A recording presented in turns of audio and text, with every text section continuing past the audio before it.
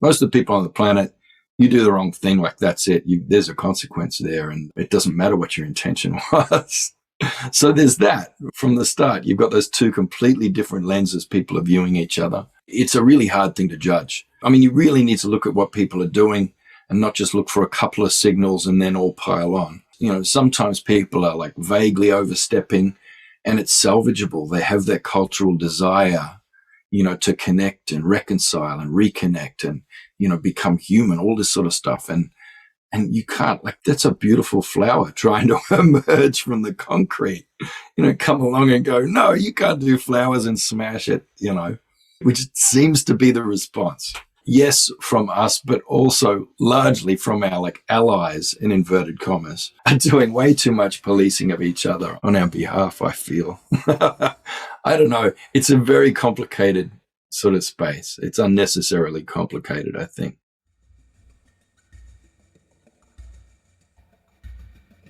Greetings, future fossils. I'm Michael Garfield, welcoming you to episode 172 of the podcast that explores our place in time. This week, while recording this intro, I'm leaving the window open in hopes that you can hear this beautiful summer rain that is falling on us here in Santa Fe this evening, August 15th, the 5-year anniversary of the best concert I've ever played at Boom Festival in Portugal in 2016. I only bring that up because that stage, much like this room from which I record, much like the conversation you're about to hear, much like my life and yours, all have one thing in common, which is that they are open systems. You could hear the dance music from the next stage over, just down the beach, while you were on stage trying to play Chill Out. And while our stage manager didn't really care for it, it was an unavoidable part of even the most carefully planned festivals that I used to play at back in the day. And I think that's beautiful, really, because it was a constant and living reminder of the way that things open up into, bleed into, inform, and transform one another. This conversation with Tyson Yunkaporta, Senior Research Fellow at Deakin University, member of the Appalachian Clan, author of Sand Talk, How Indigenous Thinking Can Save the World, which is, by the way, probably the best book I read last year, and a book I recommended so much that we eventually just decided to have a Future Fossils book club discussion on it, which you can find linked in the show notes. This conversation with Tyson, or what he would call a yarn, starts with us discussing the bird song I can hear outside of his window on the other end of our call. And it continues to orbit this notion that this modern conceit of individuality is based on false premises, that in spite of how systems we can, for the sake of this conversation, call settler culture or the Western industrial world, divide human communities and even human beings in the singular in this ongoing effort to quantify, categorize, control, that each of us is radically contextual, both in terms of the way that we are shaped by contingencies such as the family of our birth, or the landscape and its agencies that form us, or the media environments that shape our thinking and through which we perform acts of extended cognition. You're never really just talking to a person. And Tyson says as much in this conversation. He says we're never really just talking to Tyson Yunkaporta. We're talking to his family. We're talking to his home. And that is the permeable and dynamic frame to which I strive to constantly bend my attention and yours with Future Fossils podcast. So before we get started this week, I just want to take a moment to let you all know that, first of all, I apologize for my complete incapability of achieving a routine release schedule with this show. But there are reasons, invisible reasons, that I hope to make visible to you, including, most recently, the birth of my son, my second child, Ian Taylor Garfield, this week on August 9th, who joins me and my wife Nicole and my daughter Ada, and although he doesn't realize it yet, whose very existence completely reconfigures the calculations that I have to do about how I devote my time, energy, attention, love, and devotion to everything in my life, including this show. So it is true now in a way that it has always been, but qualitatively more so, that this show is really only possible because of the support of you and other members of the listening audience.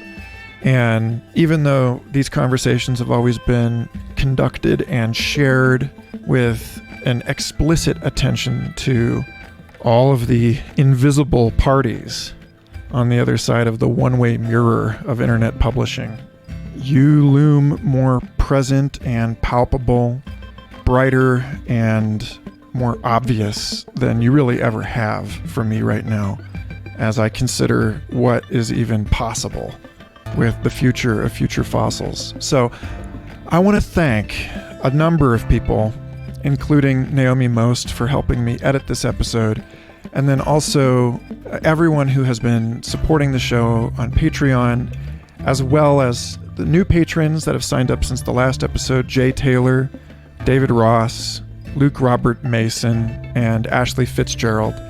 It is as plain and simple a truth as I can imagine that I could not be doing this without your support. And it is through the conversations and new friendships that have developed beyond the recordings that end up on the feed itself, in the Discord server, in the Facebook group, face to face, when we're privileged enough to meet in that way, that has me convinced that performing this translational work with you and for you is of value, in spite of the sacrifices required to keep it going, that it is worth it. So, if you agree, I hope that you will contribute in some small measure to this show and to the family and the agora that it supports, whether through support at patreon.com/Michael Garfield or in whatever other ways you feel inspired. Before I leave you to enjoy this fabulously undisciplined and far-ranging and warm and funny and interesting conversation with an amazing person, I want to give thanks to everyone who has listened to and or purchased the songs that I recently released. House Ship on a Hill, which is publicly available exclusively at michaelgarfield.bandcamp.com. House Ship on a Hill is all music that I wrote last year amidst the turbulence and confusion of the pandemic and the social uprisings of last summer, and it transcribes the emotional depth and complexity of last year and my experience with my young family amidst it all in a way that I would be honored to share with you. So there's a link to that as well in the show notes, along with links to all of the books and topics that we discuss here. I hope you find all of it useful. Thank you for giving this show, and in particular Tyson Yunkaporta, your attention. Feel free to reach out to me anytime. I'd love to hear from you. Be well and enjoy what I hope and trust will be merely the first of several wonderful yarns with Tyson.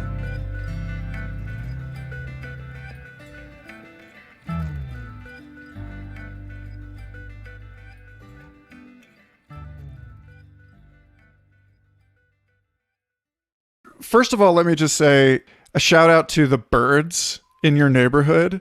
You can hear them? Yes, there's so much less bird song in the United States. And it's just such a beautiful thing to, like, whenever I hear people on podcasts in Australia with the window open, I'm just like, oh yes, it's still there. Well, there's not much here in Melbourne. So I kind of feel like I'm in a bird desert here.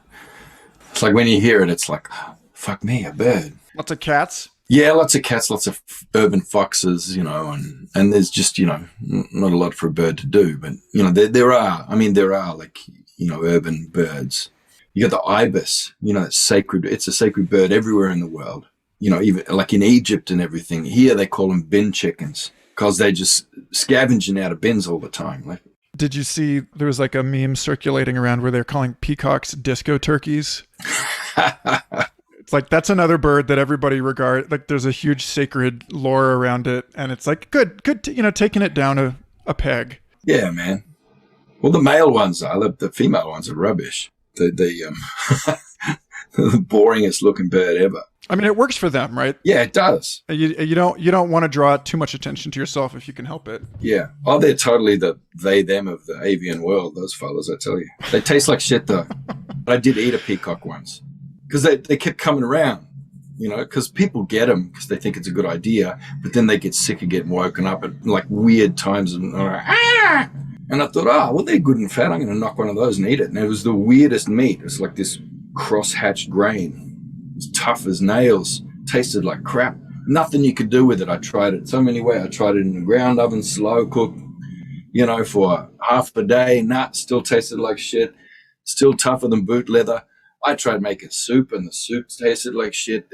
You can't eat them. They're awful. Worst thing ever. A useless bird. I don't know. I mean, is that part of that? May be like part of the defense.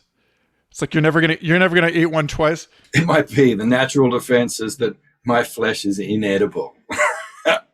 I have a friend who will go unnamed because it's a crime. Hunted a koala with a bow and arrow for his birthday, and he said. He's like, his friend who's like, I always wanted to eat koala, so let's go. It's my birthday. That's like a real elite sport. Like, we're going to hunt endangered species for my birthday. Yeah, not okay. But he said he instantly regretted it because all they eat is eucalyptus, so they just taste like horrible, completely horrible. Yeah, well, unless you know how to cook them, though, it's menthol. Right. Sort of meat. Yeah. Well, it's like, I wonder if you follow the Santa Fe Institute stuff. I know I sent you that conversation with Stephanie Crabtree, and she's done work with the Martu. And her work with the Martu was on food web reconstruction. So like she was looking at just like all of the different kinds of bushmeat that they were eating and all this stuff, and just how amazingly diverse their diet is. And like, that's another thing. And I was like, is that just like an Australia thing? Because when they had the World's Fair in St. Louis, I forget when that was, in maybe 1932 or something like that. You couldn't refrigerate anything, so they were just serving everything. Like, people were eating raccoons and squirrels, and it was all this like very, bougie kind of affair. But like for all of this food that is, most Americans would now consider like redneck cuisine. But like, I wonder if we're, like, I don't know, there's just a tension there. It's kind of interesting to explore, which like, it's actually better to eat diverse foods. Your bourgeoisie is always plundering the margins for menu options, like not just gastronomically but culturally, So so you had all these permutations right through from the beatniks, and every generation there's a new, like going right back to Germany with the Wandervogels, plundering the peasants, their landscapes and everything else of like culturally, but also physical landscapes. Trying to find that reconnection, but just kind of picking the bits that they wanted and building this kind of fringe culture. Like, it's been going on for as long as nation building has been a thing. So at least a century, and every generation there's a new permutation. So you have beatniks and all that sort of stuff. But each time there's a different focus. So you had those ones there in the States that were focusing on sort of racial tourism going on, and there were like African Americans just sort of giving tours and staging like fake shootings and stuff like that to take these tourists through and making money from that. But, so you ended up with, this entire subculture coming out of that for your middle classes, for your bored youth, with trust funds. And then it was so class was another thing. And then there was also gender. I think it was in the 1920s, marginalized sort of genders and sexualities. They were the focus of that for a generation at one stage. And it all sort of culminated in hipsters who did all of them. Every possible dimension of social space came together in this sort of cultural sort of appropriation, en masse, because that was like class, gender, race, everything you can imagine. And even through the sort of new agey plundering of the third and fourth worlds, Indigenous people and everything else. And, but also this kind of paleo harking back, and I don't know how old that is, but I think it started with the ancient Greeks with the Hyperborea, mythology. They invented these entire ethnographies of this, this, we can get into that later. I'm rabbit holing now, but it's just, it's huge. Once you start looking into that, it's like, oh my God, this is something that's been going on for a good while. And it's all just funneled down into this hipster sort of thing. They've got the mother lode of all of the cultural appropriation throughout the ages, all coalescing into these one pair of skinny jeans. Well, it's like this is casting the line real far out right away, and maybe we don't even actually address this with seriousness. But I'm fascinated in a kind of I don't know what to believe way with the UFO lore. Yeah. And one of the things that keeps coming up again and again in the lore is that the gray aliens are actually human beings, like the future humans. Oh, yeah. I've heard that one. That were coming back and abducting people and sampling humans and cows and things because they'd gone through a genetic bottleneck in some catastrophe that they'd all hidden underground in their bunkers. And then when they came back out, they were all inbred and they were missing something vital about, and so they were going back in time to try and rediscover what it meant to be human. And that's they're doing their paleo diet. Yeah. And so their paleo diet is our genome and gut flora. There's the thing about, what is it? The ancient poop. Yeah. And this whole thing about archaeologists never thinking that you had to check with the indigenous people to sample the poop for gut flora. Well, especially that's a big act of, I don't know what you call it on your continent, brujeria or whatever, sorcery. You don't take someone, if you're there taking someone's hair or fingernails or poo or, anything like that, or blood, that's a capital offense. You get caught doing that, then yeah, but you don't go and mess around with that stuff from people. You make them sick. Well, it was to that same point, a couple of years ago on April Fool's Day, Google put out this press release about a Google toilet that was going to use big data analysis on your feces and tell you how to improve your diet and all this stuff. And there were people standing in line for this joke, but there's a healthy form of returning to reclaim something that you've lost. And that's something I'd love to discuss with you, because not that I'm going to use this as a strict guide for our conversation, but I was asking a bunch of people in the Future Fossils Discord, and T-Rex Ophora said, I want to ask how we can start to write a new cultural story. How we, meaning the colonizing inhabitants of our current home, can write a new story for our environment that we can be proud to pass to the next generation. Tyson speaks of the Maori tribe and how they, as colonizers, wrote a human or indigenous story.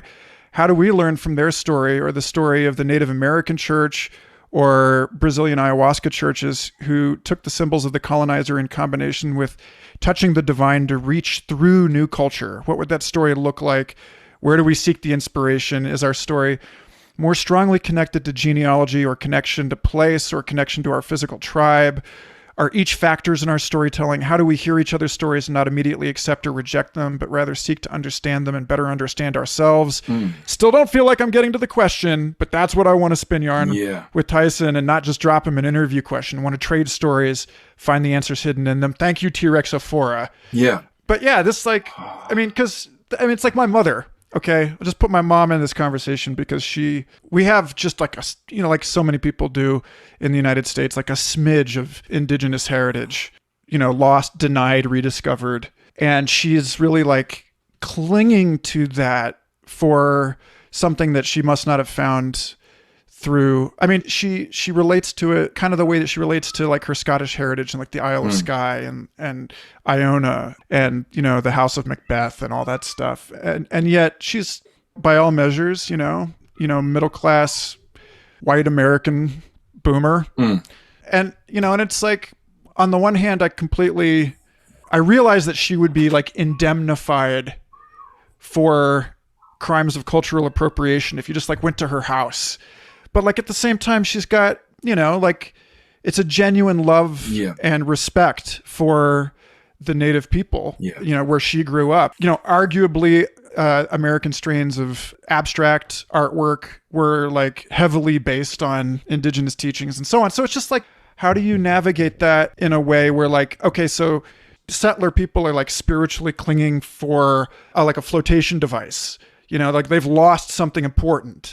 And so like, as you sort of more broadly define the, you know, the settler culture, how do you reclaim that stuff? How do you restore the cultural topsoil without like stepping on someone's face to stop drowning yourself? Yeah. So right off the bat, you know, if you are from that minority sort of weird cultural group on the planet, that Western educated, industrialized, rich, democratic, you know, for a start, you have a completely different approach to culpability for wrongdoings. Like most of the, you know, the artwork of, or your intent doesn't count for shit when you've broken the law. You know what I mean? It didn't matter what you intended. Whereas in the weird sort of cultural side of things, and in pretty much the Anglosphere around the planet, and in most of your sort of, you know, hyper civilized cultures in the world, there's this mitigation of like, oh, well, I didn't mean it, or my intention was actually this. I had good intentions, but it just went wrong. And that, you know, if you can show that you're contrite now and that you don't have that evil intent, then it's a lesser sentence kind of thing. But not in our way, and not for most of the people on the planet. Most of the people on the planet, you do the wrong thing, like that's it. There's a consequence there, and it doesn't matter what your intention was. So there's that from the start. You've got those two completely different lenses people are viewing each other. It's a really hard thing to judge. You really need to look at what people are doing and not just look for a couple of signals and then all pile on. You know, sometimes people are like vaguely overstepping, and it's salvageable. They have that cultural desire, you know, to connect and reconcile and reconnect and, you know, become human, all this sort of stuff. And you can't, like, that's a beautiful flower trying to emerge from the concrete, you know, come along and go, no, you can't do flowers and smash it, you know, which seems to be the response. Yes, from us, but also largely from our like allies in inverted commas are doing way too much policing of each other on our behalf, I feel. I don't know. It's a very complicated sort of space. It's unnecessarily complicated, I think. What would make it simpler? What would make it simpler? Oh, look, you know, everybody asking me, you know, how do we do this? And sort of, I mean, I do refer people to one podcast episode. It's just called What Can I Do? It's with a local settler woman from here and how she's engaged ritually, spiritually, and in every other way, in ways that I find to have integrity, whereby she just regards it as a very urgent thing that needs to happen. The settler peoples need to come back under the law of the land and the law of the place where they are. It's very urgent. And if it doesn't happen within the next few years, everything and everyone's going to die. And so she's done it. She's done it with integrity and rigor. And so I just direct people to her. But in that interview, I also like unpack some of my kind of feelings about her doing that, you know, and some of my concerns and, and issues with it, just so it's all out on the table. But, you know, finish in a place where it's undeniably good what she's doing. But anyway, that's all very vague. How do we drill down into that? See, it is vague. Like the question that you read to me, it's not even a question. It's a big ramble. No. It's trying to form a concept. Basically, it's asking, what the fuck can I do? What can I do? I don't know what to do. Everything's a misstep. And it's like, well, yeah, it's probably how it's going to be for a while. You know, first of all, you have to go, well, you know, I'm a settler, I'm a colonist. Okay, what kind of a colonist can I be? And you kind of got to do all this Bayesian work of, you know what I mean? You're really taking a leap, and it's dangerous. But okay, so let's say you start with the idea of, well, there's the Roman concept of the colony, which is coming from a word that describes like a fortress that's there to protect the empire's interests in places where they extract tribute. You know, so there's that version. Is that the kind of colony you want to be in? Is that the kind of colonist that you are?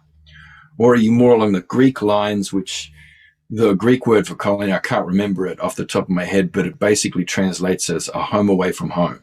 It's like, okay, is that a good interim position?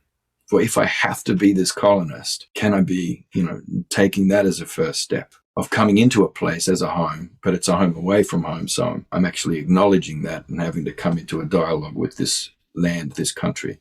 And I guess that's probably how this yarn's going to come out.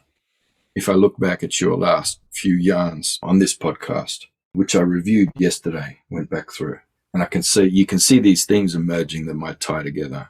Huh. So, I guess your themes for this yarn broadly would be time, place, and embodiment. Mm-hmm. And I guess in those broad themes, you might start to see an emergent kind of pattern of how to be in transition, because it is a time of transition, and it is that for everyone.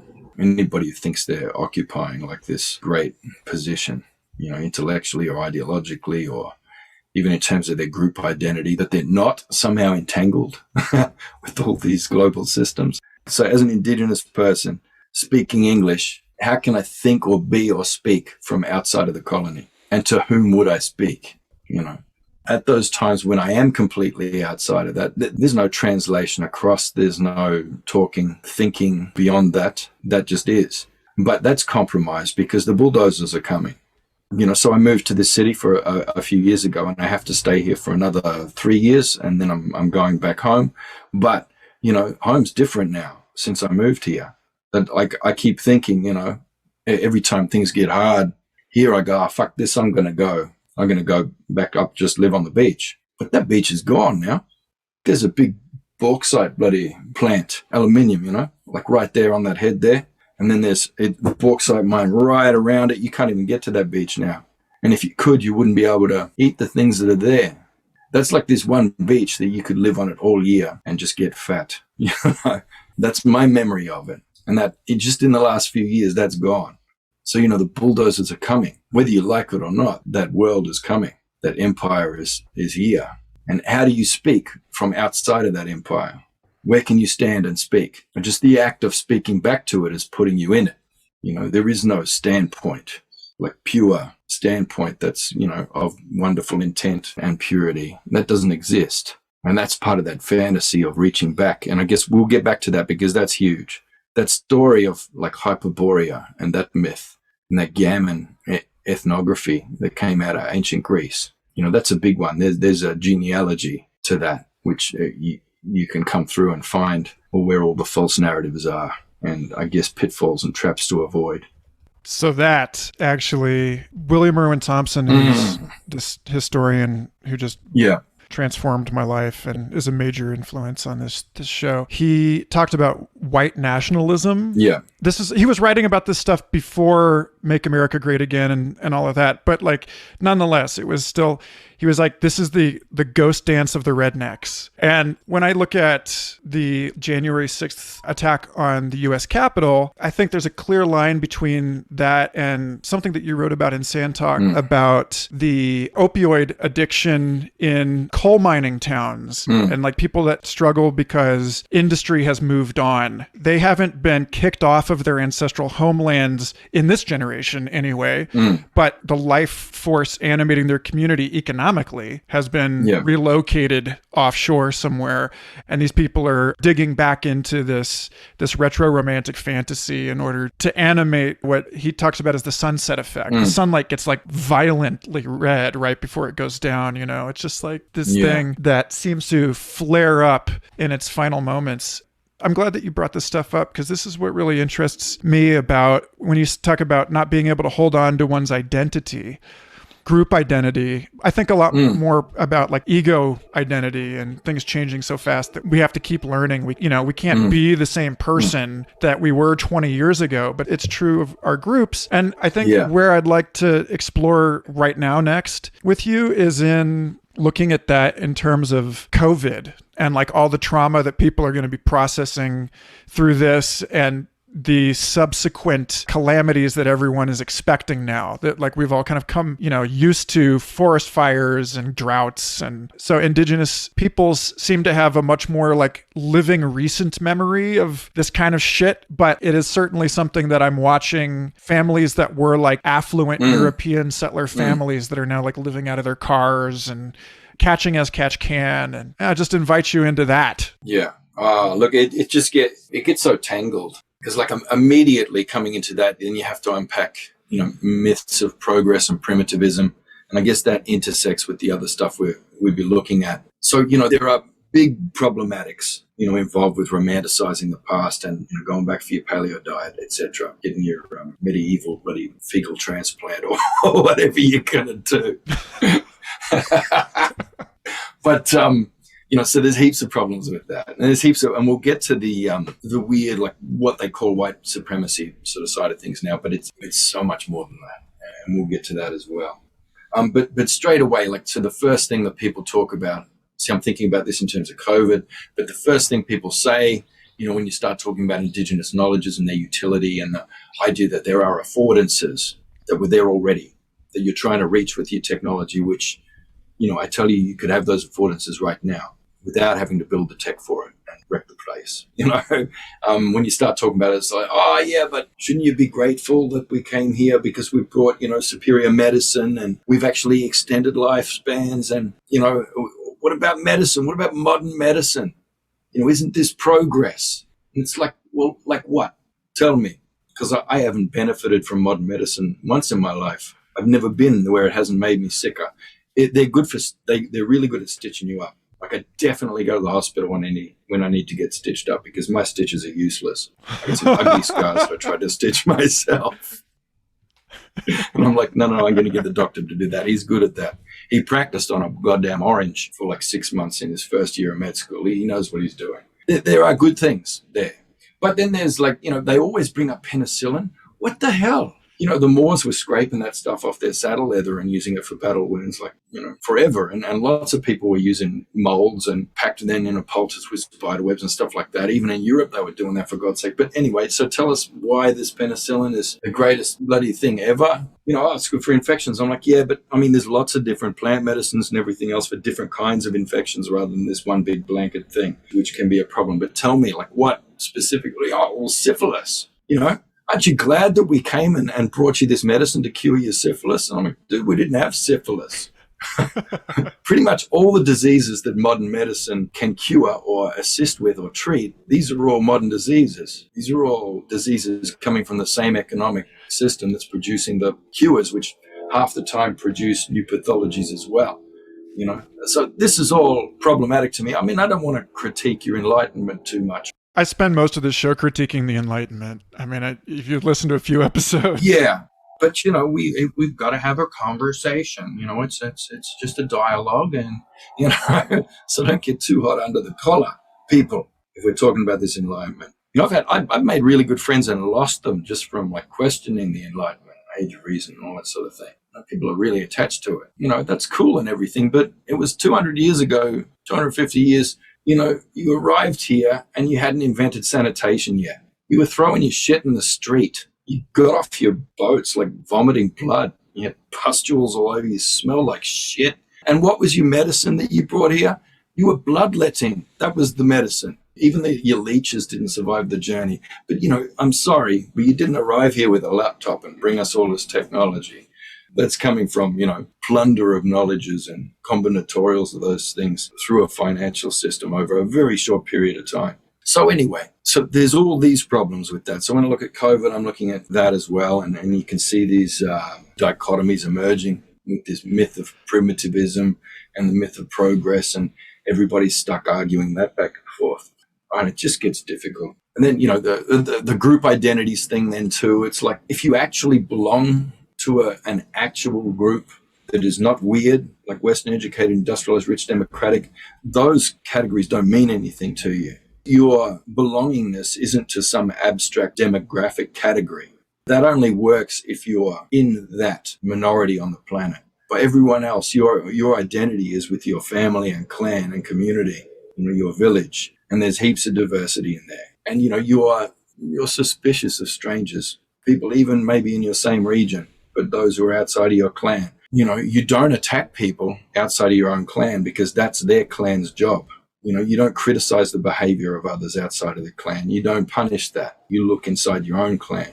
And there's only those, warfare breaks out between the two clans if the clan just lets someone keep doing the wrong thing, breaking the law against your group, So there just isn't this stuff that's going on with all, people, hurling invective at each other from their different ideological and group identity sort of clusters. That's just a weird thing.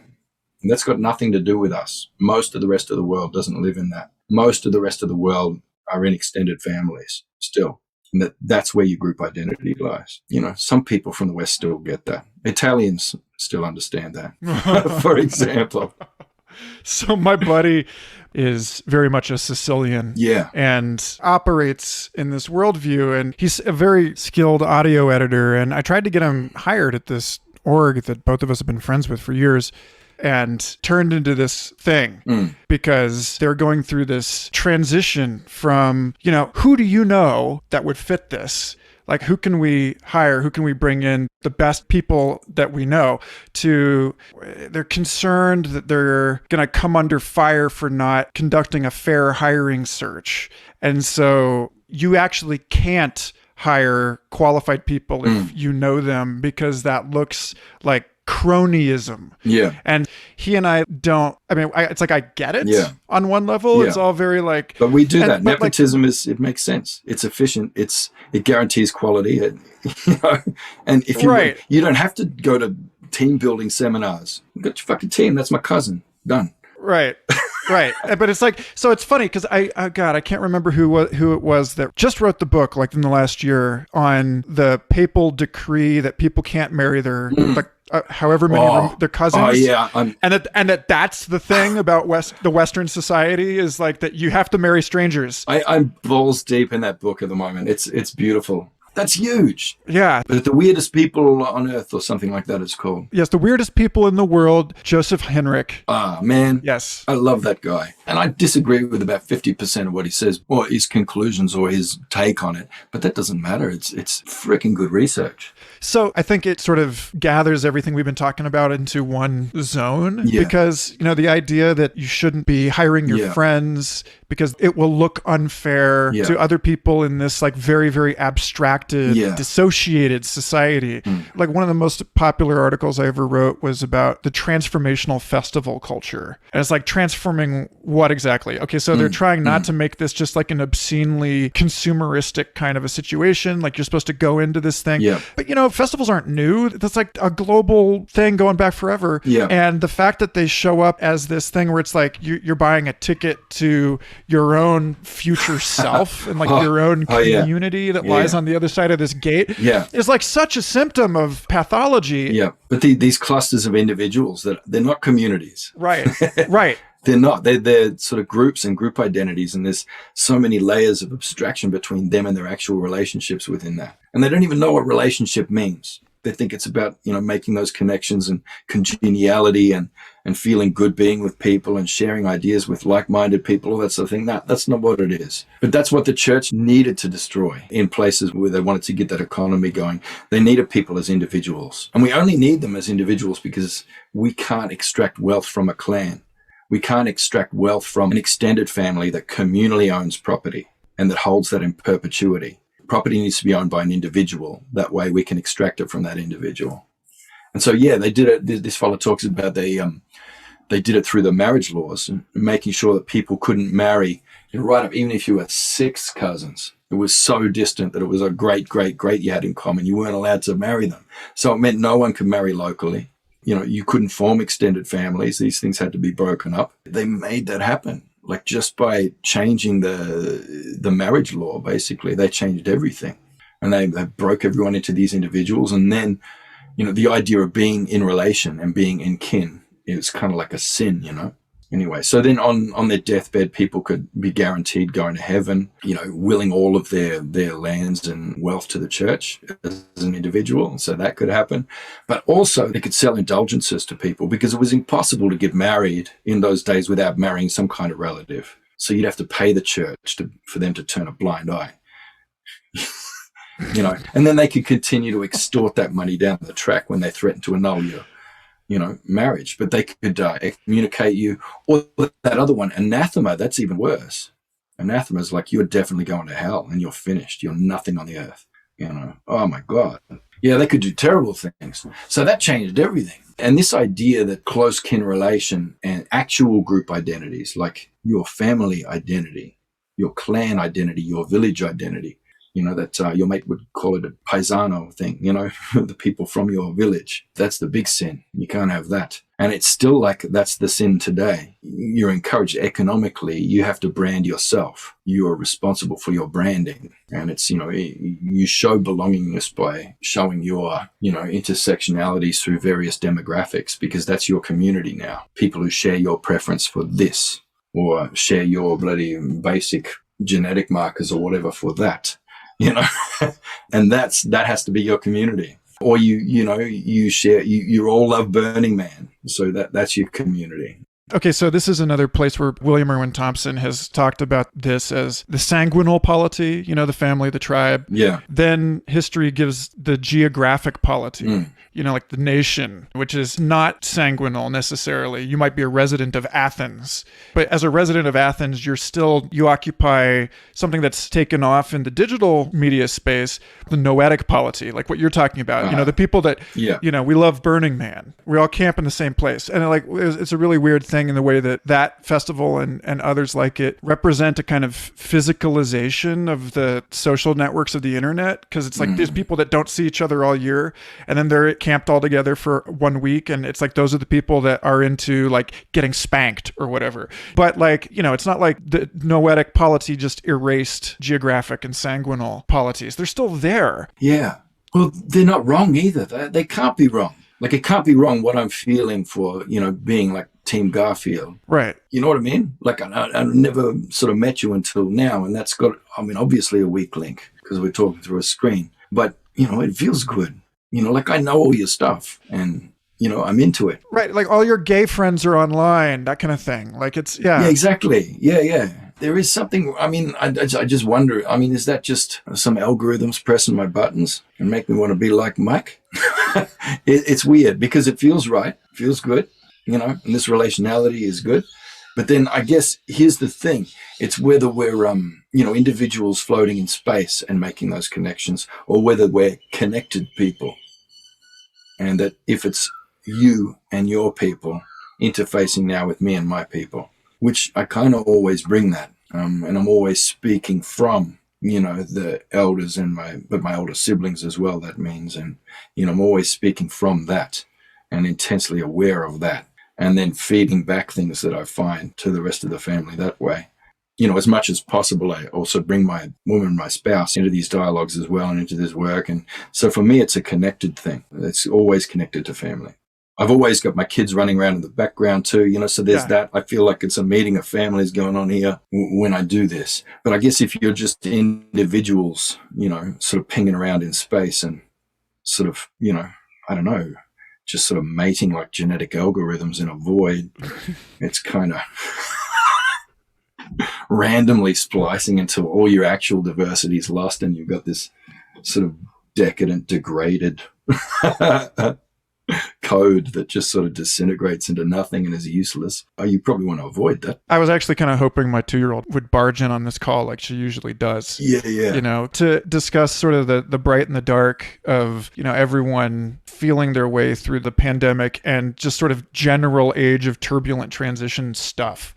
That's something that everybody I talk to is just immensely grateful that working from home has meant that their employers have to accept that this is like what was it? Aaron Clauset at SFI did this study where it was like 80% of academics over the age of 40 were parents. And yet when you apply for grants, there's no acknowledgement of this. Like the whole publisher parish incentive structure doesn't acknowledge that I'm about to have a kid. I'm going to take some time off. And it's just, you just fall off the treadmill. Yeah. Going back to the diverse foraging thing and like when that's good because you're helping sort of cultivate biodiversity in your land.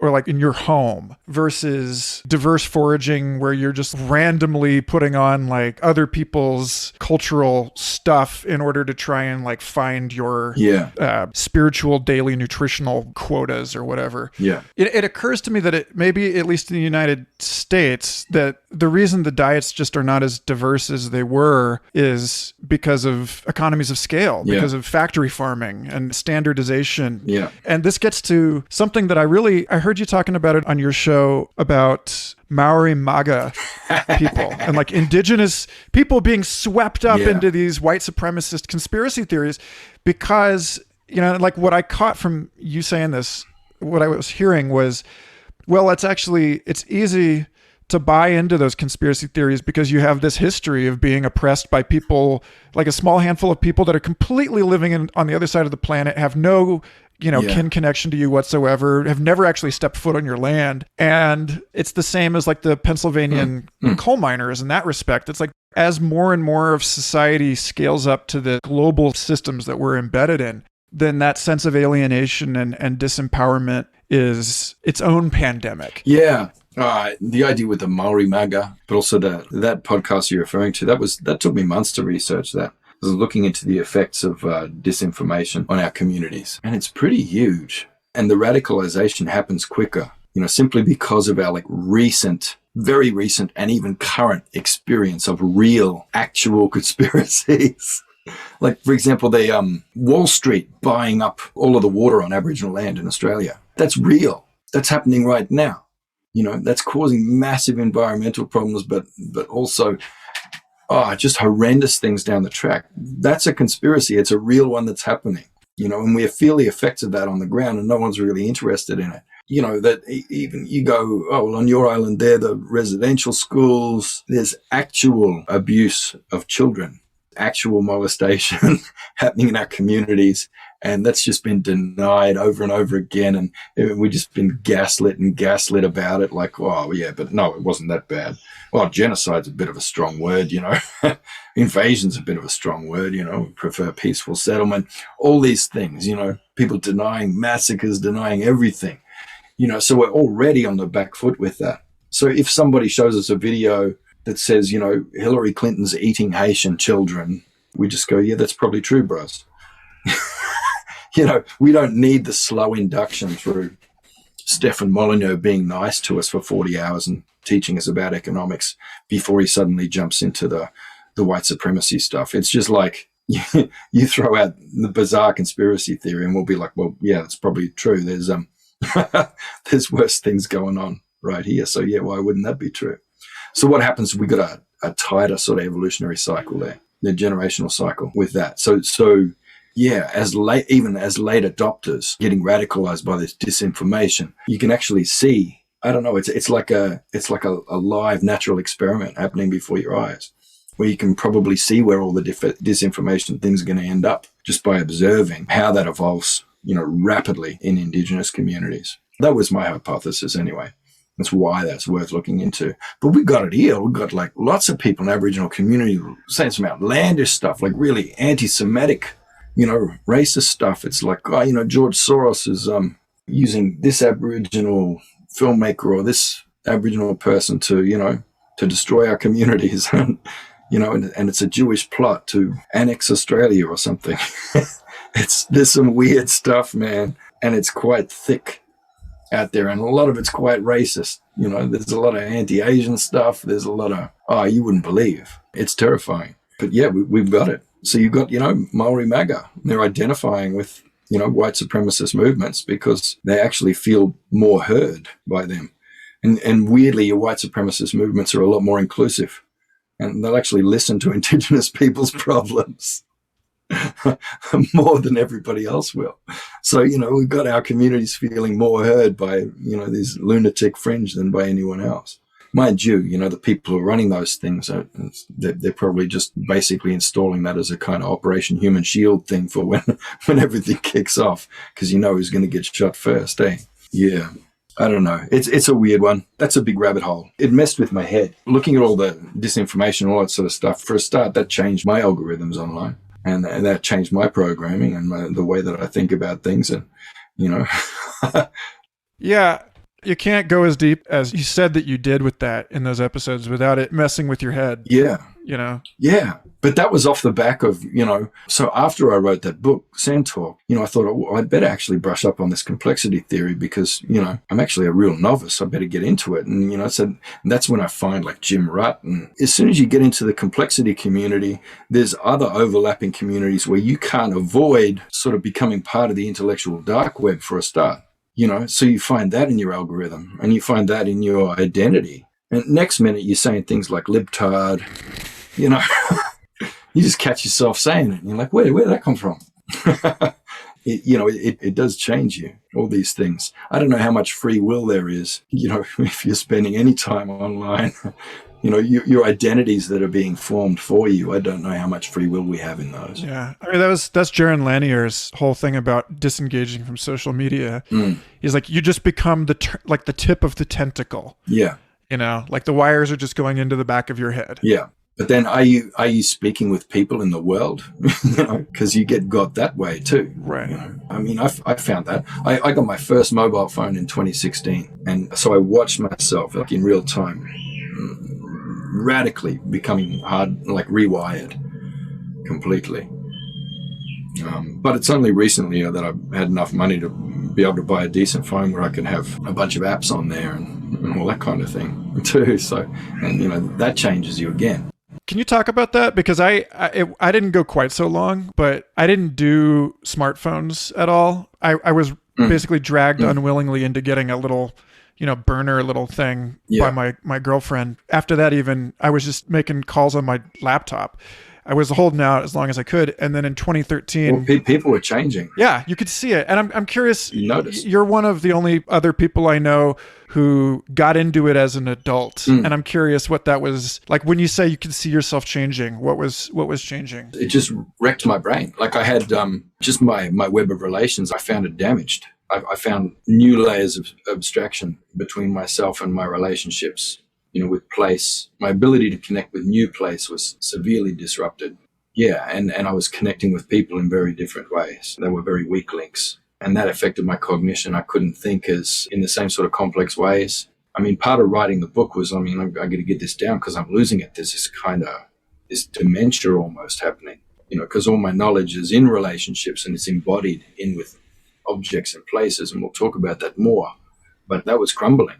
And as those sort of networks crumble, those living networks of relations crumble, knowledge is lost with that, and even your cognitive abilities are destroyed with it. And I found that's what was happening through the phone. But I'd observed that happening for like a decade before that with everybody around me. I was watching that happen in my family, in my community, everything else. I saw literacy rates go through the roof. Adult literacy really increased very quickly. People who were illiterate at 40 were suddenly literate within a couple of weeks of getting their phone. So that was amazing, but it also rewired their brain completely just being literate. As you know, the research on that is pretty definitive. I mean, it biologically hardwire changes your brain in pretty catastrophic and inefficient ways, from facial recognition to all kinds of things. So you see that damage in the relationships, and I was seeing it all around me for years, and I didn't know what it was. But I knew what it was as soon as I got that phone. I was like, oh, that's what it is. But I hated them. I was having trouble talking to people because their whole world is mediated through these devices. There's a lot of waiting time of sitting around waiting for people while I just suddenly went quiet and they were looking at this box for 40 minutes. Anyway, yeah, I did get a phone. You kind of can't live without it now. Well, I can't go to the shops at the moment without it because you've got to scan your way in. You've got to check in because of the COVID thing. But even way before COVID, I had to have a smartphone just for work. I can't log onto my computer without an app that verifies who I am. There's got to be a passcode there. You can only do that through your mobile phone. So if you don't have a mobile phone, you can't be employed in the knowledge economy.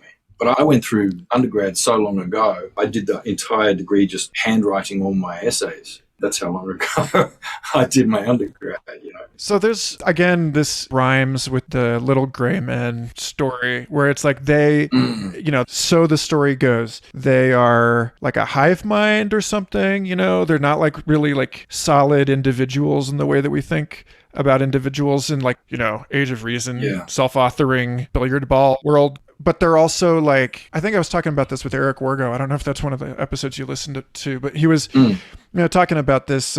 They are like in some way an extension of the ship, or like, the real, it's like an avatar type thing where it's like, they're not like, they're just like a disposable glove that the real person, these bodies are like, biomechanical spacesuits or something. Yeah. And I don't know if you read, you talk about following SFI's work. One of the papers that I know I bring up on that show all the time is the Information Theory of Individuality. Yeah. Where they create a continuum. They say, listen, this whole like binary notion of individuality is insufficient. And like, we need a definition where individuals can be more or less bound, where they can be loose or like scaffolded by the environment, like a spider in its web. Yeah. Or colonial, like ants, where colony is really making the decisions and the individuals don't really have like a solid identity or, memory. They just sort of are what the colony needs at any time. And yeah, well, that's kind of rubbish, because that's not what the patterning of our species is. And that's not our ecological niche. It doesn't fit with that. And it's not what we're here for. As a custodial species, we are supposed to have that free will, and we are supposed to have a tension and balance between autonomy and relatedness. Right. So the Borg fear, that's what I wanted to talk about. Yeah. Well, look, that's the patterning for even our entire governance model comes right down to that. That fractalizes out to make a governance model that it can be continental and even international. It's the reason we've never had imperialism on our continent until obviously 250 years ago. But, so you have this at this basic unit, you have yourself, and you are an individual. And here's the core of it, of your self-determining governance, but also, the governance in the community. Nobody can tell you what to do. Nobody is your fucking boss, ever. You decide what you're going to do from moment to moment. So it's like phenomenal cosmic power, but itty bitty living space in terms of you're constrained by your web of relationships. So you actually can't exist as an individual without being in relation to a unique web of human and non-human entities in your community and in your landscape, in your homeland there. And look, your web of relationships is different to everybody else's who is and has ever been. That's your fingerprint on the earth. You are unique, but no one can tell you what to do. But yes, you are an individual, but you have obligations within your network of relations, or you can't exist. If you don't tend to your relationships to make sure that you're in good relation in that web, then that web falls apart and you are lost. You become nothing. You become anathema. I guess that's our excommunication, is you can excommunicate yourself. Because that's where, when you start to break down in relatedness, that's when you start to try and boss other people. And I guess that's where these artificial permanent hierarchies start emerging. It's from people who become disconnected from that. And it's interesting what you said about the grey aliens, because it's like this kind of prosthetic embodiment. It's not a real embodiment that's arising from a landscape and arising from a community. It's just this disposable prosthetic that you can sort of drive around. But the idea of that being a hive, and you can only individuate in that way, through these little prosthetics, and even that is limited, this hive mind thing. I mean, that might work for some species in their niches from a really simplistic point of view, but that's not what we are, and that's not what we'll ever be. Only because the rare earth metals won't last long enough to turn us into grey aliens anyway. These phones will finish soon enough. Let us pray. So this, talking about shunning and tribal excommunication, this piece. You say, you have free will, but also at the same time, whether or not you intended to screw over this person, you're going to face the consequences. And, some of these consequences seem like amazingly harsh to modern weirdos because there's like a different value placed on the sanctity of the individual versus like right relations and obligation.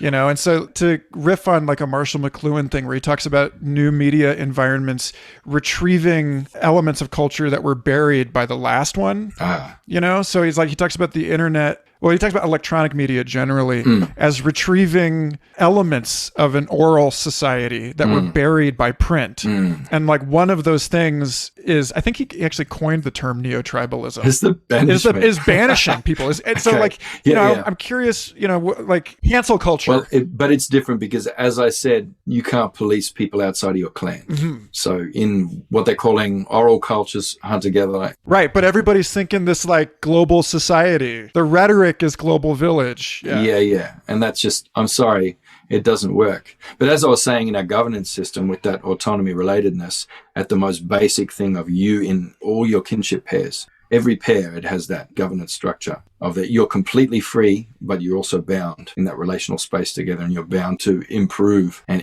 beautify, increase the combinatorials in the knowledge that sits between you, that relational knowledge, within that web. And there are protocols for how you behave within that. So you have to follow the protocols, but at the same time, no one can boss you and you're completely free. Mm. That scales up because then that pair, you and this other person, no one can boss you too. So that you too, and there is a pronoun for that. So the two of you, that's like nip in my language, you two, you, no one can boss you. But at the same time, you belong to somebody, not as a possession, but you belong in relation to somebody else. So you are bound then in this extended family. Now, your extended family is completely autonomous. No other family can tell your family what to do. But you're bound in a network with other families who are within your clan. And your clan is completely autonomous. No one in the tribe, no other clan in the tribe can tell you what to do. However, you're bound together in a group of clans that must exchange and coexist and follow the protocols. And that's your tribe, who is completely autonomous and self-determining. And that is inalienable. And this is the bioregion within which you live, and that your language arises from and your culture arises from this landscape. It's unique. That's you. You're an individual tribe with complete autonomy. No one can ever imperialize, annex, your place. That's unthinkable. You can have wars, but you can't damage each other too much, and you can't steal each other's land. That's understood within the web of relations beyond that. So you are completely autonomous, but you're bound within networks with other tribes within a region who all, they have to come under that law. And that law says you can't steal each other's land, for example. So everything is kept stable within that. Now, your region, completely autonomous. No one can tell you what to do, but that's networked in with the other regions. So it scales up into, what we refer to as a continental common law. And a lot of that is a sort of a common sort of ritual pattern or ritual complexes. So we have so serpent law is one of those ones that binds right across. My dad tells me it doesn't matter where I get initiated.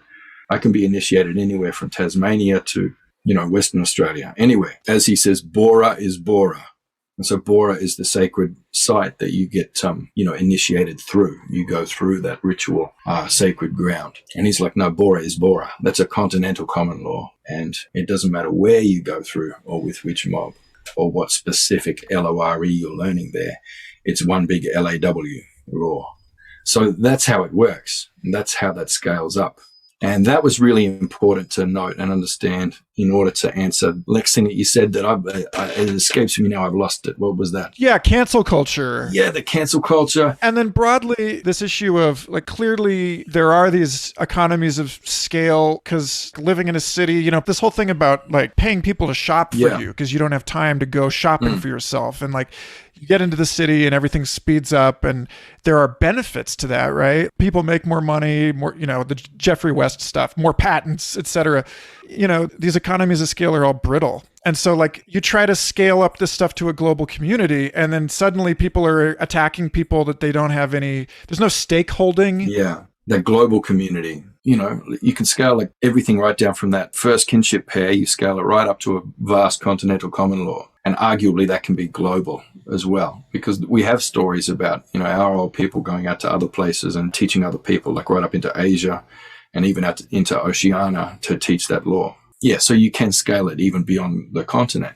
But if the foundations of your law are wrong and you don't have solid protocols that haven't been developed over time and they have to be emergent, you can't doctor these things. You can't tinker protocols that are going to work. These things have to come out of that demotic sort of space, It has to be free-range organic bloody protocols coming out because otherwise they're not complex enough. They have to be emergent within the system, as we know, And however, this isn't what's happening online.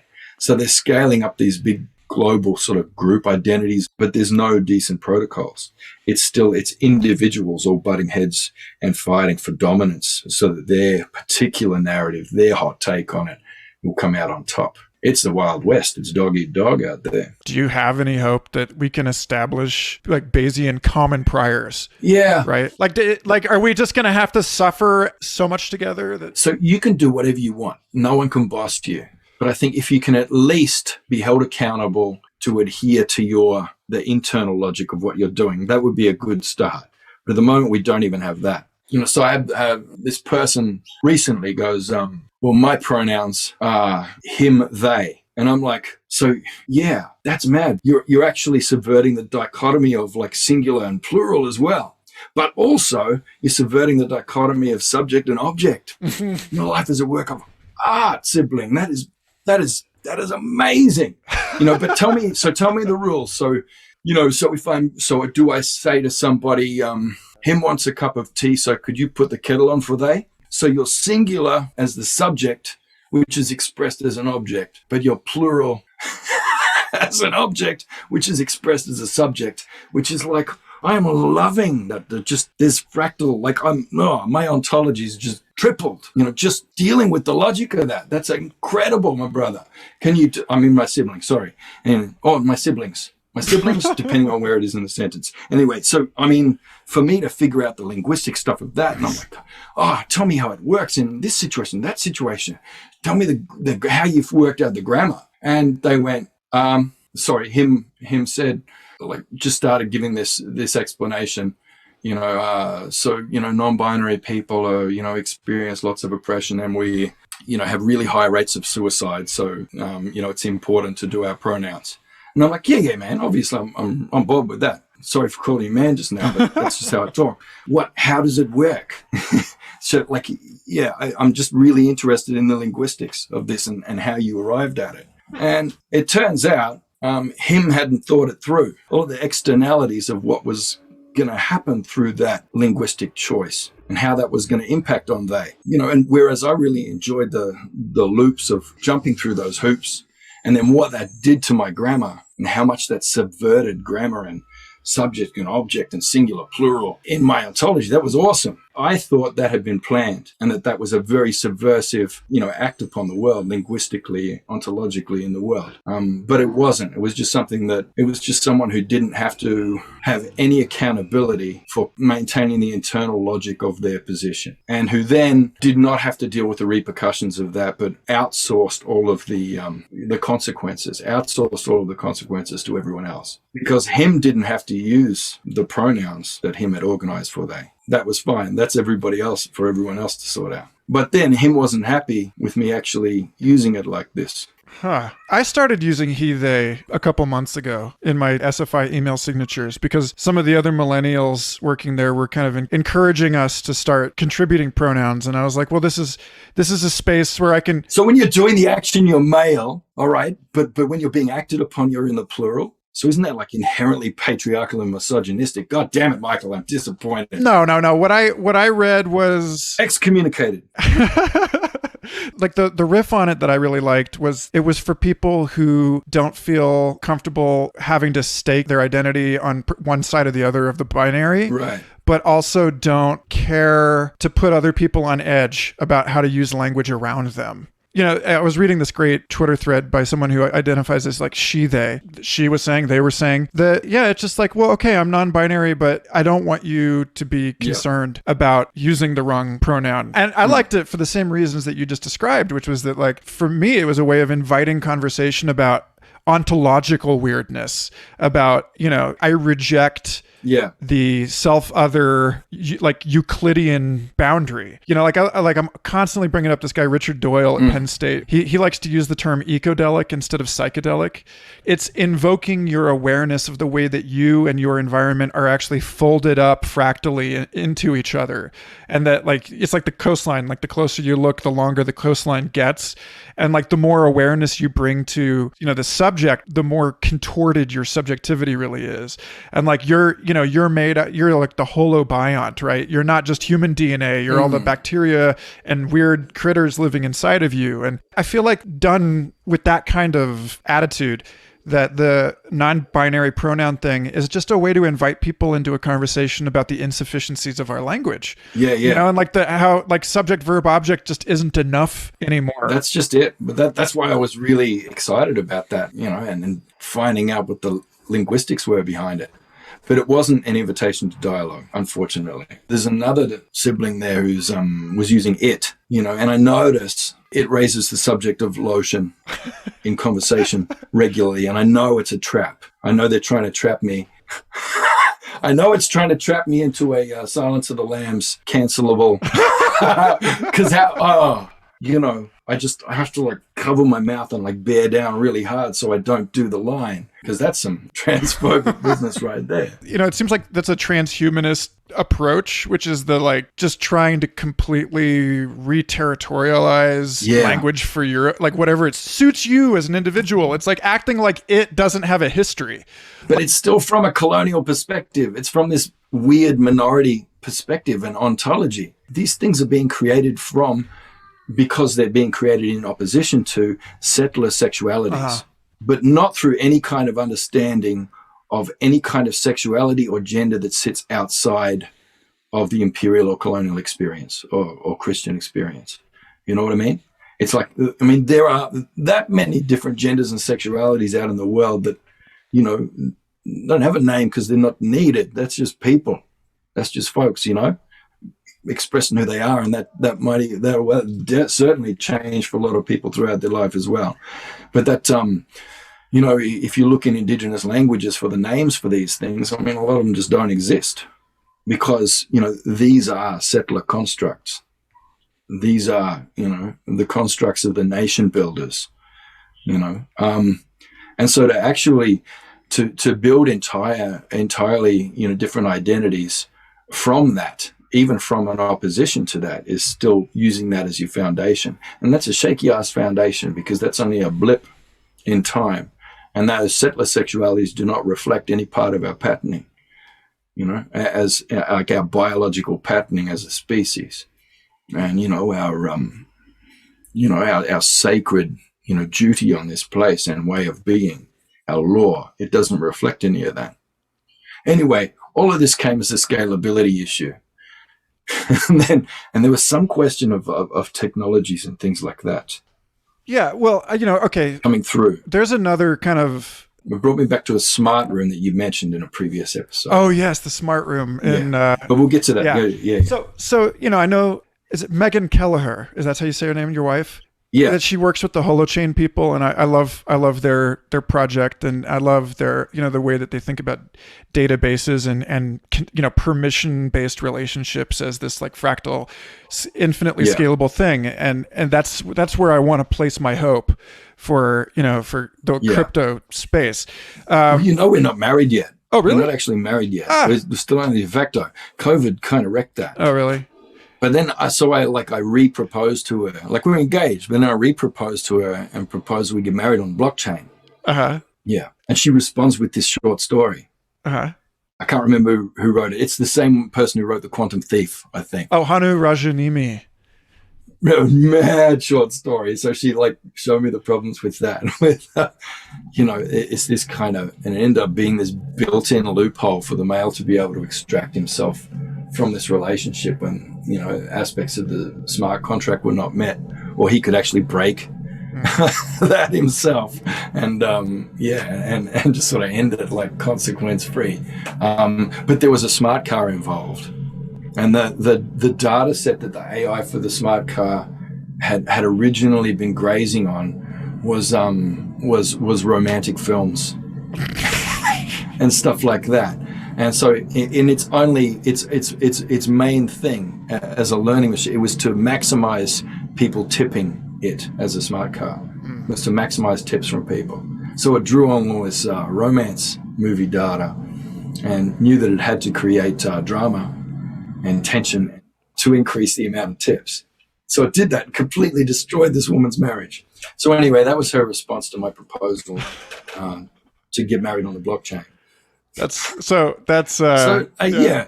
we're living in the same house, we're engaged, but like I'm still chasing her around. Yeah. You know, I've been with I call her my wife. We've been together for 17 years next month. We're about to have our second kid. We were engaged twice, and now we're happily just whatever, because she's on or Medicaid. Right. Like, the government is paying for her health care. And if I got married to her, they would stop. Wow. And so we just... That's a disincentive there. It really is. It's a strong disincentive to that's just... weird. Yeah.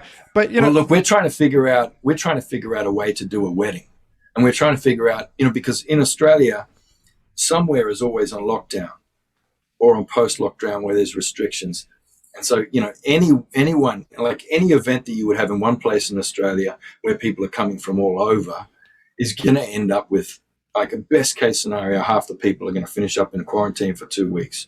You know what I mean? And most of our family couldn't afford the motel bills for 2 weeks. So, we can't have this wedding until COVID's. And it's like, well, COVID's not going to be dead. This is the reality now. So we're trying to redesign this idea of a wedding. We want, and so I proposed like a progressive wedding, like a progressive dinner. Because I'm like, that's only rolling the dice once. Because if it's a location one location where we are, where everybody has to come, then that's rolling. That's lots of dice in the air. But if it's us who's traveling to the families all around for lots of tiny weddings in each place or celebrations, then it's a progressive wedding. Then we're only rolling the dice on our travel, then rather than on everybody else's. So it's anyway. I thought that was brilliant. Anyway, she doesn't like it. Well, I mean, it gets to that. It's funny because, like, when I muse on that, one of the temptations of a wedding was that, at least, her family is strangely functional and strangely still all living in the same area.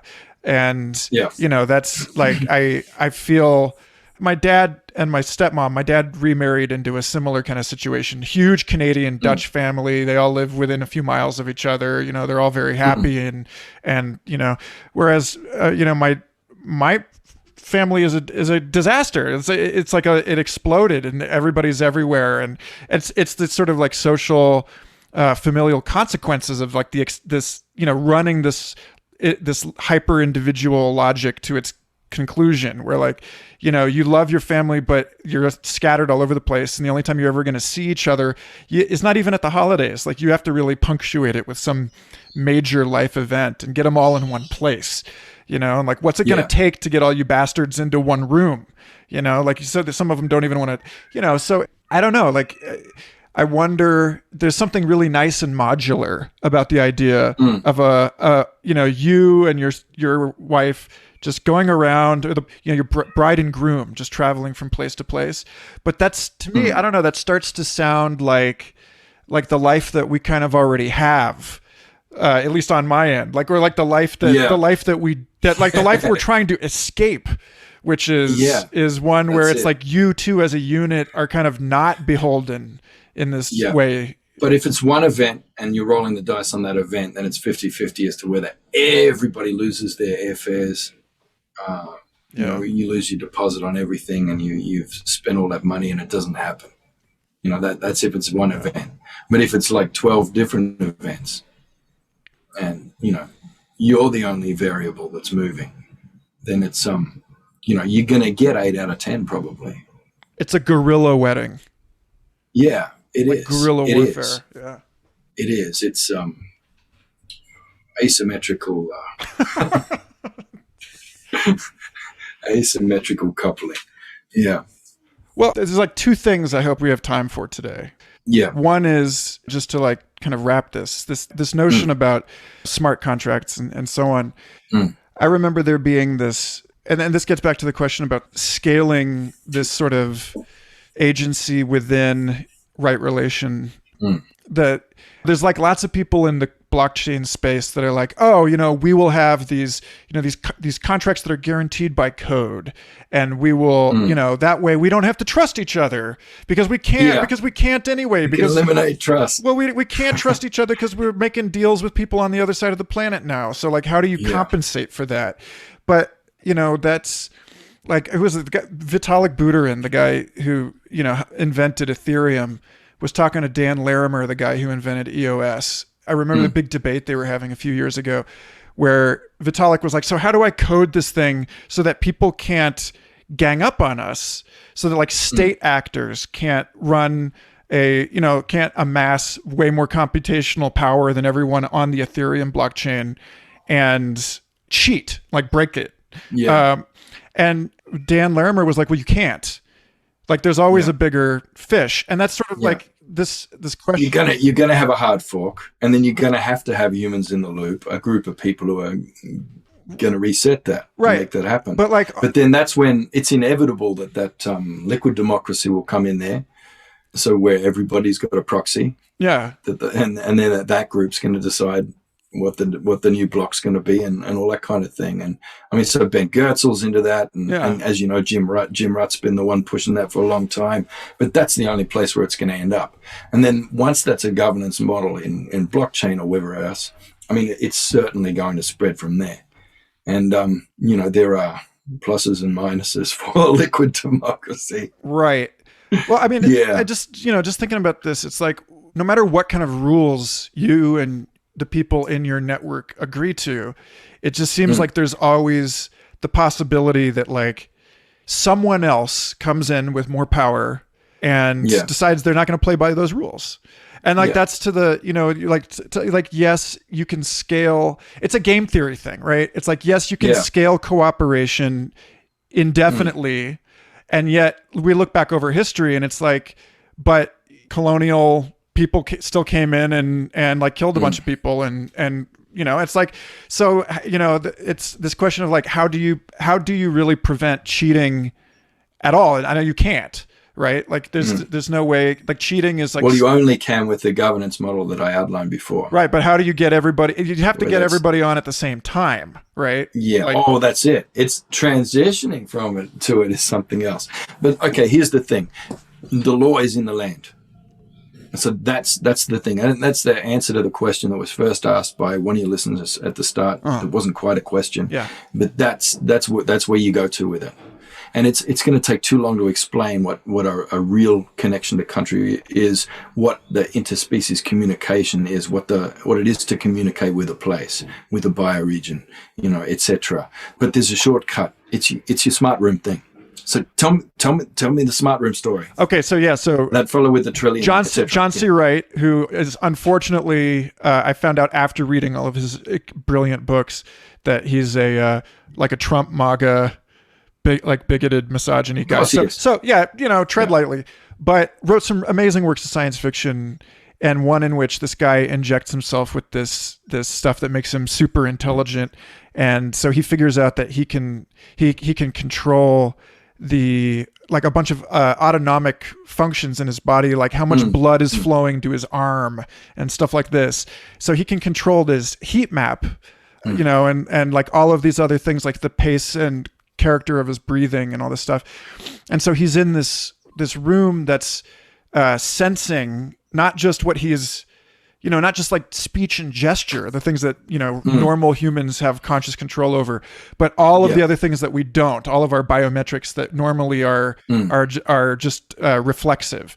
And so he's using it as his entire body as the user interface. So, and like that seems like this sort of biotic, energetic sort of language. That like, language is able to be expressed through the interface with the smart room. Yeah. So when I talk with like the Tea Fairy in episode 100 or Onyx Ashanti about the future of language, it's about like the way that dance and all of these other signals that we're unconsciously emitting all of the time re-enter the language so that it's that we're not stuck in these like paltry subject verb object kind of, we're not trapped by language anymore. So if people could imagine what it would be to be in a smart room that sophisticated, where you could express yourself through every aspect of your biology and your energy and your intent and everything else would be expressed in a multitude of ways, and there's all kinds of messages and communication coming through and all that. Okay. That's what land is. Land is your smart room. That's what your bioregion is. It's your smart room. expresses you, like you express through that. It expresses through you. I guess that's where it's different, as it's reciprocal. You know, one of you isn't the user and the other one the tech. It's both sides. You know, you are both that, and it's reciprocal. You know, that's what it is, and that's what it becomes.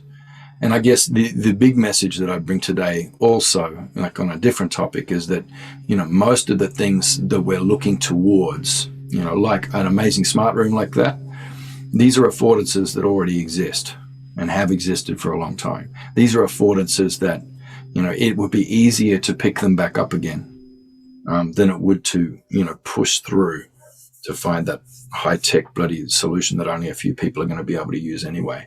Right. You know, so it's about getting back to that understanding, that embodiment, and you must be embodied in your place. You must see your mind as more than just this brain-bound thing. You know, that it's in this haptic relation, you know, with all the things that you're in relation with, human and non-human, and you're unique in that. That's your uniqueness. It's not your demographic profile.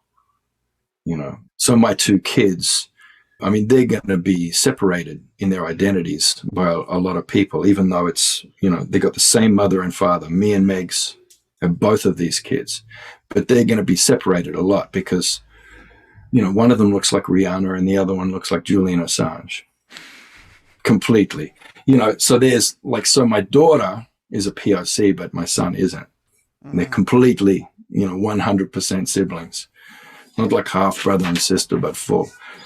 You know, but their actual identity is sitting within a family, you know, within a clan, within two tribes, you know, that have come together through that marriage, you know, in that relation from a much warmer place. That's their actual identity, and they sit within that. But they're going to have to navigate, you know, these other abstract layers of identity that others are going to be placing on them. You know, well, hopefully by the time they're 20, that won't exist anymore. Yeah, things are going to change.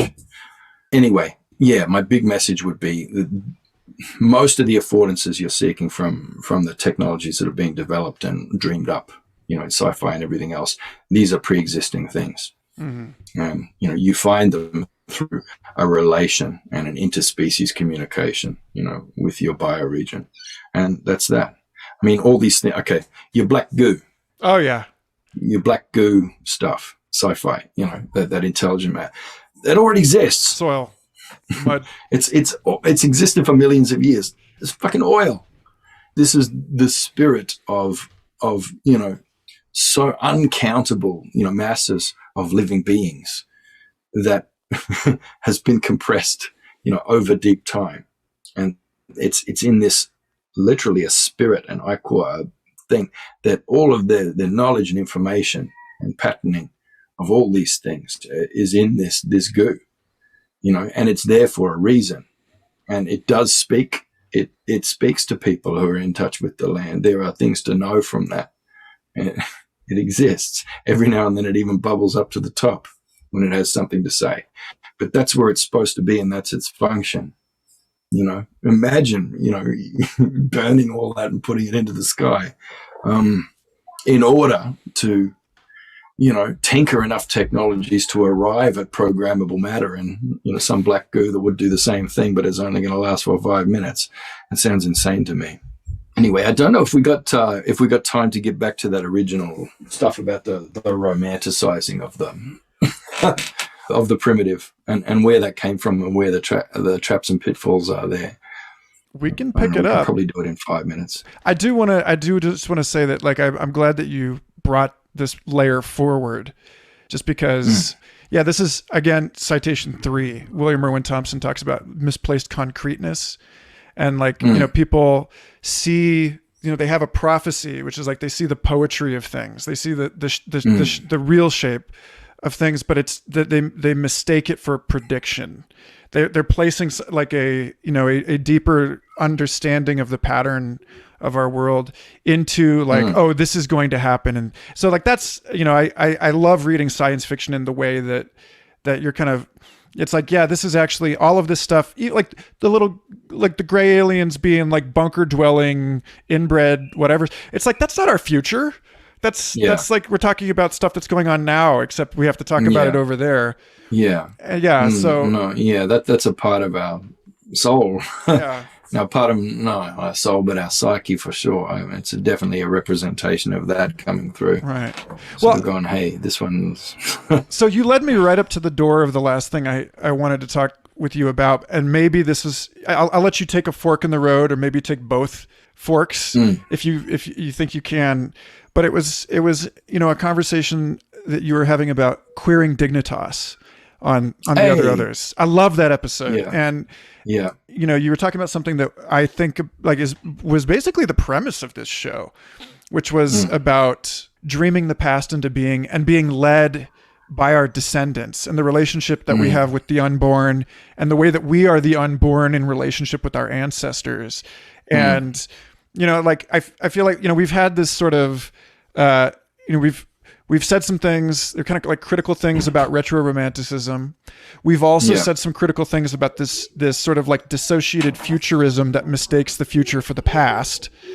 And so it seems like if you really wanted to like full court 3-point shot the end of this, then like we get, then like, I mean, I'm curious to hear you unpack a little bit more about like what your actual lived experience and your thoughts are about your role as the unborn future looking back on things, and your relationship with the unborn future that's looking back at you right now, that's like, it's unborn, but it's here. It's, Yeah. Well, we didn't really get into the physics, the indigenous physics of time and place. Maybe embodiment. So maybe that's like a whole, so that's whole separate. That's another big thing. But I guess it's just and this isn't like Slaughterhouse-5, like Caterpillar dude. kind of thing. Because I mean that's, if you could see all times at once, it wouldn't look like that anyway. Because there's a context for each segment of that caterpillar too, and so you wouldn't just be seeing that person as an entire caterpillar from birth to death. That you'd be seeing the whole thing, and that would be, there isn't a metaphor to describe that. But look, I mean, I guess if you're living more in this, some people say cyclic, but it's not quite that either. If you're living more in an indigenous ontology and cosmology in which everything's dreaming and all dreaming is complete and whole and entire, everything that ever was, ever will be, everything that was ever known or ever will be known just is. It's one thing, and that you choose a narrative path through that. If you're there, then you're seeing it very differently in terms of what the future is and what can be extracted from the future to the present by the time traveler's wife's husband or whatever. So look, and that was the garbage truck going past. And I don't know. I like having those sounds in the background. It situates me in my Hoxie context. Right. Like, that's the thing. The future doesn't actually want me editing the show because it wants, it's like, that's the useful, that's the, it wants a good and grainy. Right. It wants to grainy, but not granular. Fecal transplant. We've had trouble. I tell you, it's broad. What we've been looking at, it's been very hard to get any kind of granularity going on anything. But the queering dignitas, that was a great yarn with a Maori fellow who's very into queer, but not necessarily queer theory, but queer praxis. So it's about queering as a verb, as an action in the world. And for him, it's a way of increasing mana, from that Maori sort of point of view, which is kind of like pride, spirit, beauty. It's a lot of things, So, but we were looking at that and comparing it with the Roman concept of dignitas, because that dignitas, that was all of the accumulated pride and respect and power that you gathered to yourself, and how you carried yourself in that and around in the world. But also we were looking at the different sexualities that are produced by those two different things. So we were looking at mana and the sexualities that come out of that. And then we were looking at Roman dignitas and the sexualities that came out of that. And that the Roman one was very, dominating, extractive, etc. I mean, you know all about that. The sex is something that is for the penetrator. It's something to be enjoyed. How the receiver of it feels is irrelevant. Sex is something that's done and that increases the dignitas of the penetrator and decreases the dignitas of the penetrated. And really, homosexuality, heterosexuality, these aren't sexualities within that Roman thing. That they don't exist as group identities or categories of sexuality. It's just you have the penetrator and the penetrated. There's your categories. So we were talking about that and how entropic that was, but then also how much has been inherited, into the world that we're living in today. How much is inherited from that. And then we were looking at, mana and the sexualities that come from that, and how he kind of resents having to use words like queer and, gay and all these kinds of things, the entire rainbow. He kind of resents that because they're settler expressions of sexuality as well. So that he tries to make sure he's doing queering as a praxis, because his sexuality is something that is an expression of his mana and that increases his mana in his way. And there isn't a word for it in settler sexualities. So he just bees, but he bees through his action of, what queering is. So he does permaculture, he does a fair bit of science and things like that. But all of these things, he's always queering those disciplines. But the idea of that is actually to produce, innovation, better thinking, all that kind of stuff. It's not a critique. It's not a critique of a discipline, because then what do you got? Nothing, a pseudoscience. He's actually doing a praxis that is bringing new life and mana to whatever discipline he comes to. He's making innovations, by queering that. He's adding to it. He's not taking something away from a discipline or criticizing a discipline or criticizing people who are doing it. He's bringing his own set of relations and his own praxis to that. And I found that really exciting, that idea of queering things.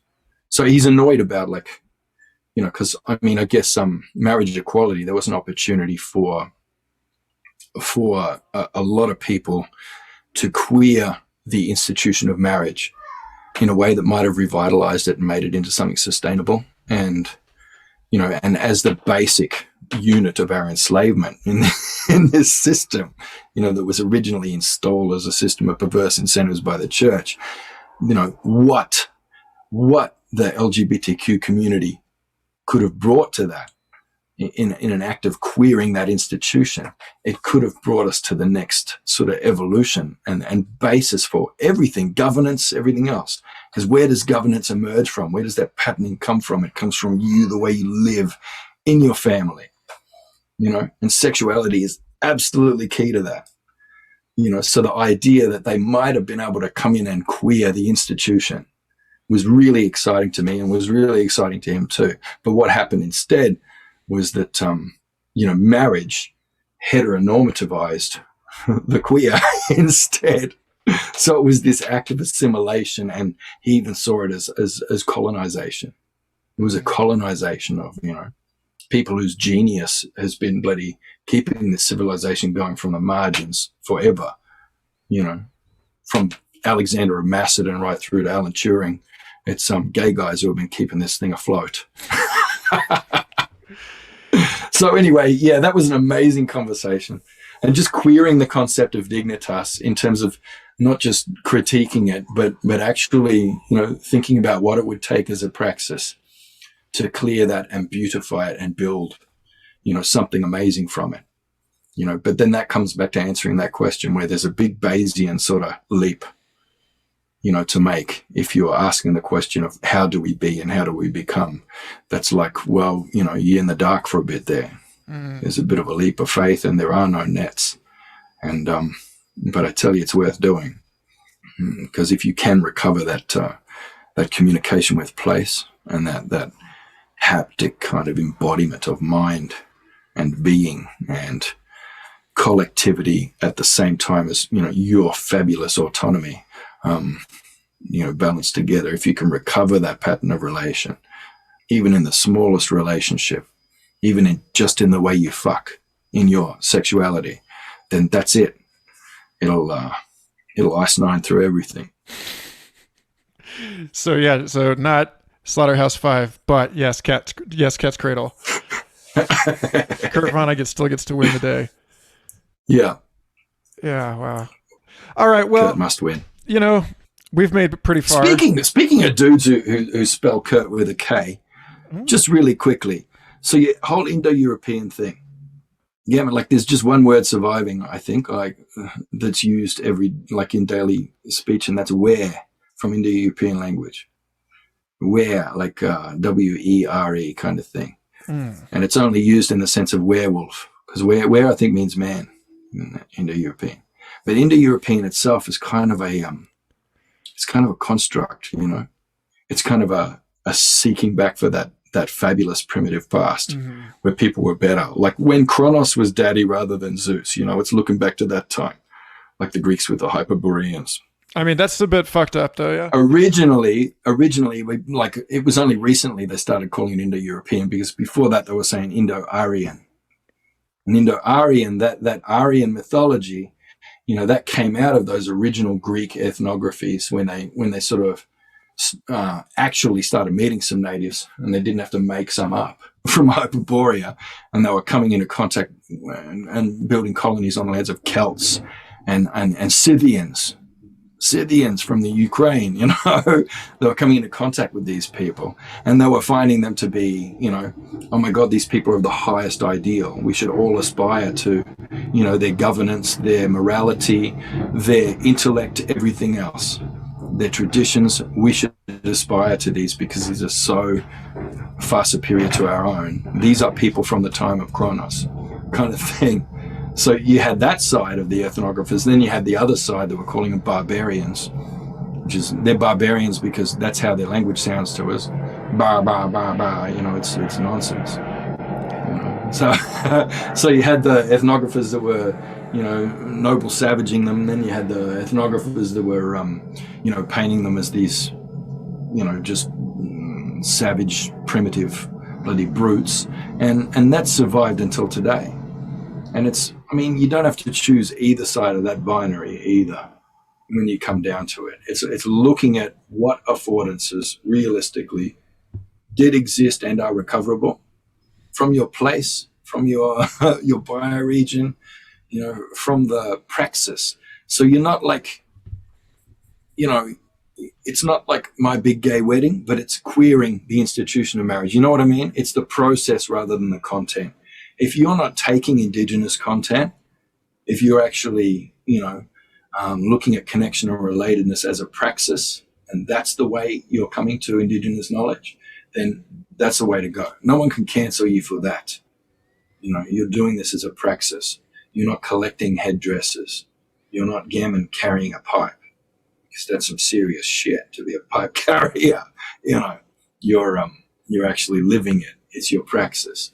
It's your being, and you're happy with being in a way of transition. You're not longing to have this mastery in your lifetime.